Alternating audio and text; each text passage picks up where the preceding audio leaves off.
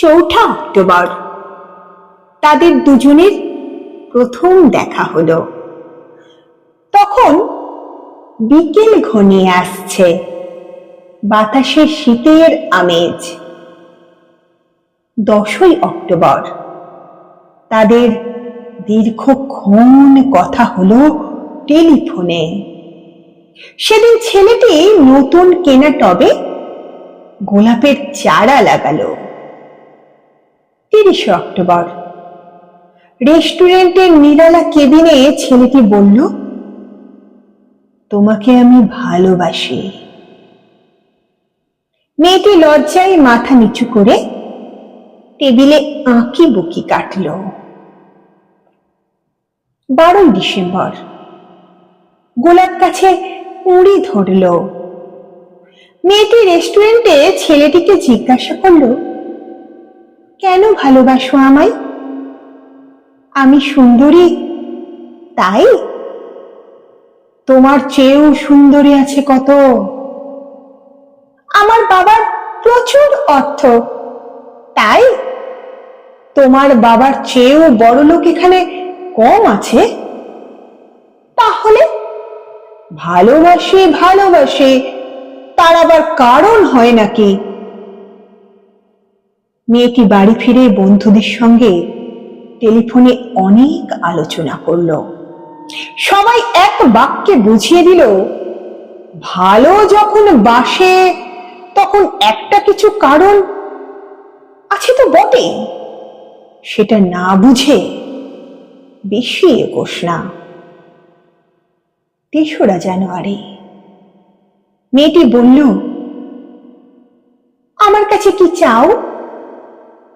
কই, চাইনি তো কিছু। ভালোবাসো অথচ চাও না, তাহলে? না চাহিলে যারে পাওয়া যায়, না চাহিলে যারে পাওয়া যায়। এ তো গান, শুধুই গান। তাছাড়া কি? কিছুই যদি না চাও তবে ভালোবাসো কেন? ভালোবাসি, তাই ভালোবাসা দিতে চাই। চাইবো কেন? তুমি সত্যি অদ্ভুত। 10ই ফেব্রুয়ারি দুজনের দেখা হলো মেট্রো স্টেশনে, পাতালে।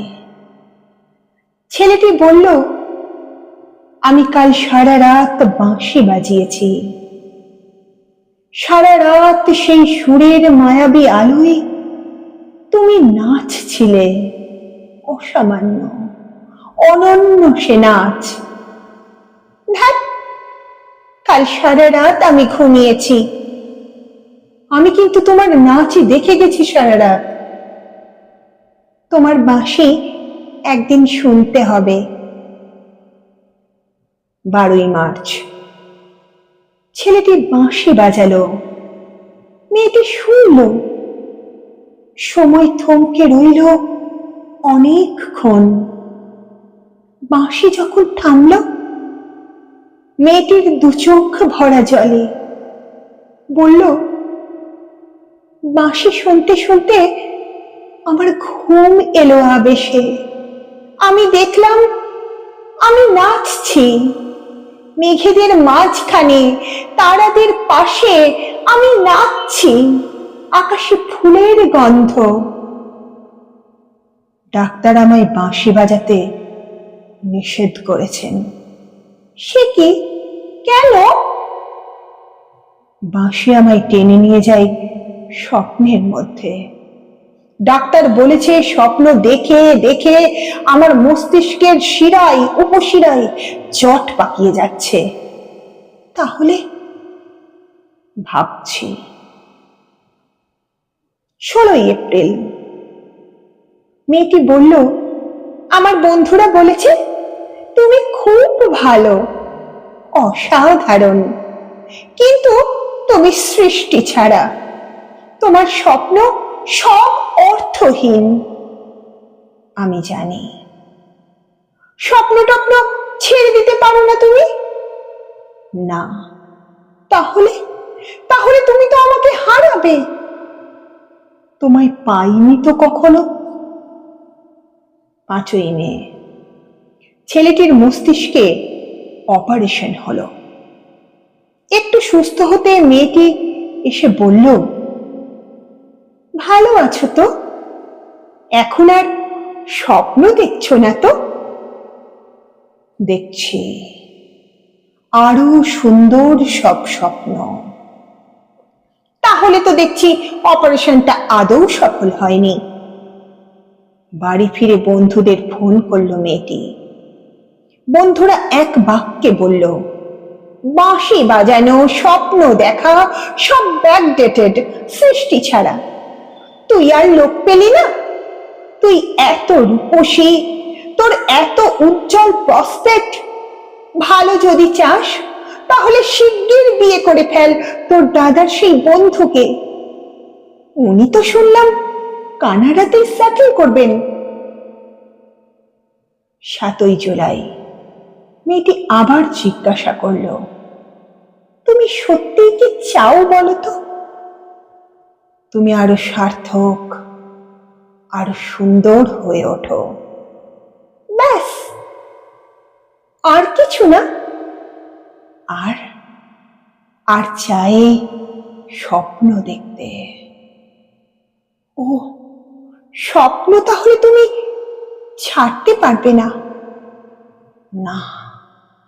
তাহলে থাকো তুমি তোমার স্বপ্ন নিয়ে। 12ই আগস্ট গোলাপ গাছে ফুল ফুটলো অনেক। সেদিন দুপুরে ছেলেটির মস্তিষ্কে আবার অপারেশন হলো। 13ই সেপ্টেম্বর ছেলেটি মারা গেল। 14ই সেপ্টেম্বর মেয়েটির শুভ বিবাহ সুসম্পন্ন হলো কানাডাগামী সেই পাত্রের সঙ্গে। 20শে সেপ্টেম্বর গোলাপ গাছটি হঠাৎ ঝড়ে উপড়ে গেল। সেদিন সন্ধ্যার বিমানে মেয়েটি হানিমুনে গেল। যাবার আগে বন্ধুদের বলে গেল, স্বপ্নের চেয়ে বাস্তব অনেক ভালো রে, অনেক মধুর। স্বপ্ন দেখে কেবল বোকারা। 4 অক্টোবর ছেলেটির মা ঝরে পড়া গোলাপ গাছটিকে সযত্নে তুলে ফেলে দিলেন। শূন্য টবে তখন পোকার কয়েকটা মাছি। আমি জানি না ওগুলো পোকা মাছি নাকি ছেলেটির স্বপ্ন। আমরা ঠিক জানি না।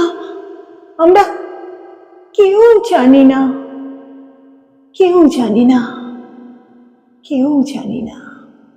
নমস্কার।